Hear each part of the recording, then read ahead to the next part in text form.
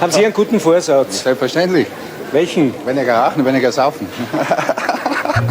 So bleiben, wie ich bin, und ich bin so frisch und es soll nicht schlechter werden, und wenn jeder so ein bisschen geben von dem, was er hat, dann wird alles gut gehen. Haben wir keine Angst nicht, brauchen wir keine Angst haben. Wenn er jeder ein bisschen was hergibt, die Leute sollen nicht so neidig sein. Der Endspurt des Jahres, der steht vor der Tür. Ernähren tut man sich nur mehr von Fleisch und Bier. Vergiss man im Trubel nicht, wie kurz uns geht. Zufrieden und dankbar sein war oft nicht blöd. Hollodria, Hollodaro, Hollodria, was sagst denn da? Hollodria, Hollodaro, Hollodria, was sagst denn da?